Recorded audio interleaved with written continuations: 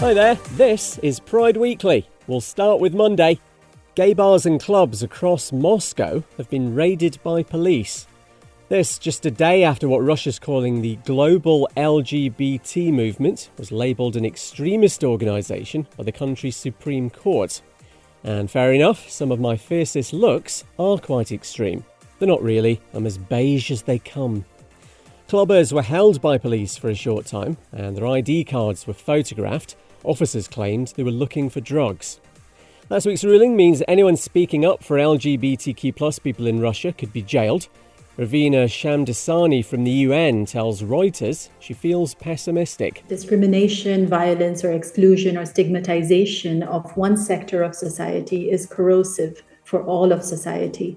What this means for the LGBT community is its further repression of their fundamental rights. Unfortunately, the situation is just going from bad to worse. We're only a few days on from that Russian Supreme Court decision, but a number of LGBTQ+ venues there have already shut down. For the first time, the Republic of Ireland has an openly transgender person as a local election candidate. Saoirse Mackin's been chosen by the Social Democrat Party to fight for a seat in Cork City North West next year. She co-founded Trans Plus Pride in Cork last year to push for better healthcare for transgender people and the wider LGBTQ+ community. Billie Eilish says she hadn't planned to come out as queer in an interview last month, but in any case, she thought it was obvious. The singer told Variety she's physically attracted to women and finds their beauty and presence intimidating, says the public reaction took her by surprise and she just didn't realise people didn't know. Back in the mists of time when I came out as gay, just 2 people were surprised and 1 had been shocked to learn about Graham Norton. So, there's that. It's Pride Daily for Tuesday.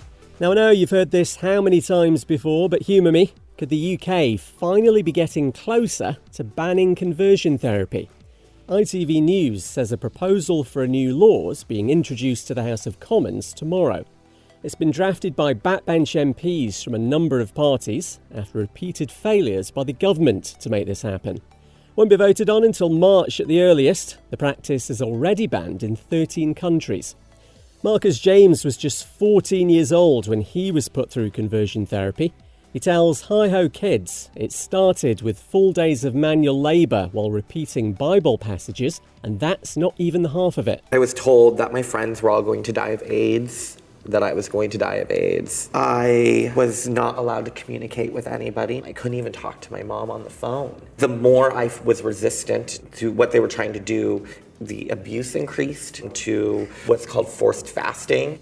I was starved. A UK ban was first promised by the Conservative government back in 2018. There's been delay after delay, though, because the party's massively divided on this. Seems we've got a top cardinal from Ghana on board as a queer ally. Peter Turkson says it shouldn't be a criminal offence to be a homosexual there. Gay sex can get you 3 years in prison, and there are plans for much worse punishments currently going through the West African country's parliament. The Cardinal says people should be educated so they can better understand the issue. Roman Catholic bishops in Ghana say homosexuality is despicable. Yes, that's right, despicable, like Hans Gruber in Die Hard. And there's going to be a film about the rise of a gay US politician who's an absolute ruddy fantasist.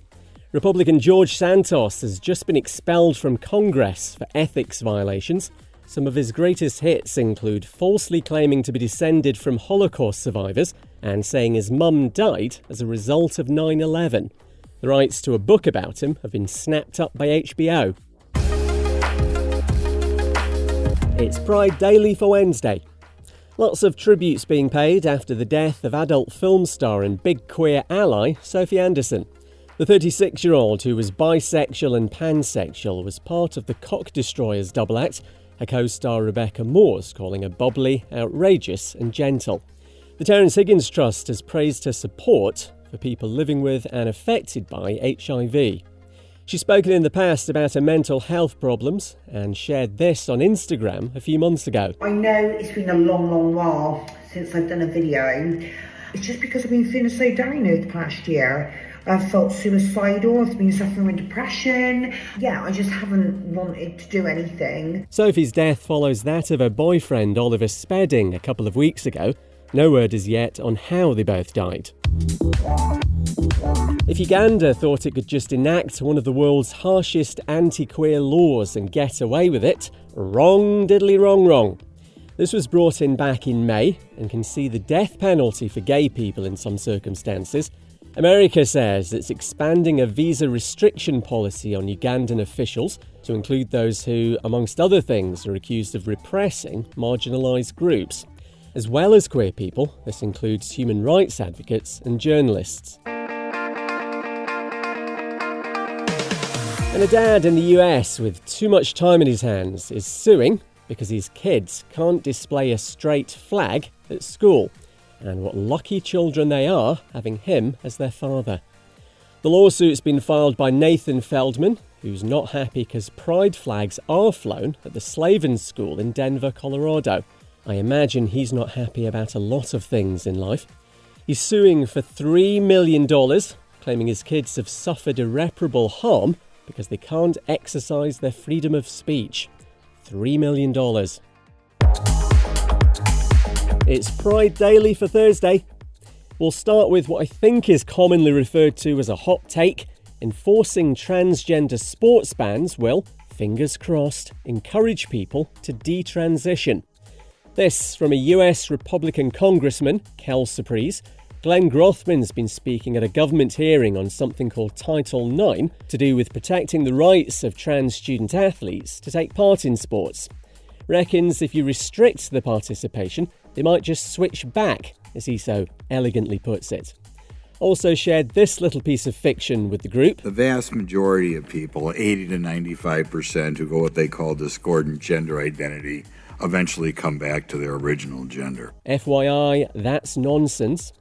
Grothman's worried, the poor wee angel, about what he calls the normalisation of guys playing in women's sports. Are you kind of creating a situation which would be tragic if it's true, that some of these guys are now never going to switch back because their whole social setting is praising them for switching? And I think it would be just kind of too bad if they would have been the 80 or 95% at snap back, but because of this, they won't. Reports Grothman may have downed his entire month's supply of stupid pills in one go can't be confirmed.